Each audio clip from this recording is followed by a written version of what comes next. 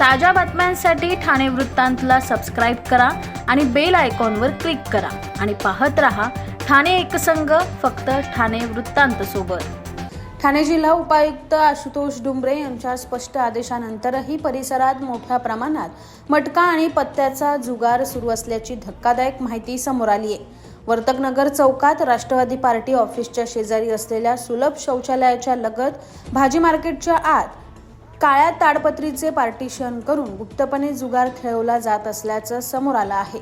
या ठिकाणी दररोज मोठ्या प्रमाणात आर्थिक उलाढाल होत असून स्थानिक नागरिकांमध्ये तीव्र नाराजी व्यक्त होत आहे।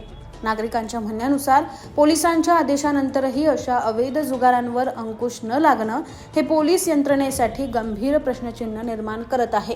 स्थानिक नागरिकांनी वर्तकनगर वरिष्ठ पोलीस निरीक्षक प्रवीण माने, झोन 5 वर्तक विभागाचे सहाय्यक पोलीस अधिकारी मंदार जावळे तसेच झोन 5 चे उपायुक्त प्रशांत कदम यांच्याकडे या प्रकरणाची दखल घेऊन तातडीने कारवाई करण्याची मागणी केली आहे। जिल्हा प्रशासनाच्या आदेशांना धाब्यावर बसवून ठाण्यात पुन्हा मटका जुगार सुरू झाल्याने नागरिकांमध्ये संताप व्यक्त केला जातोय। आता पाहावं लागेल की पोलिसांकडून या प्रकरणात कितपत कडक कारवाई केली जाते।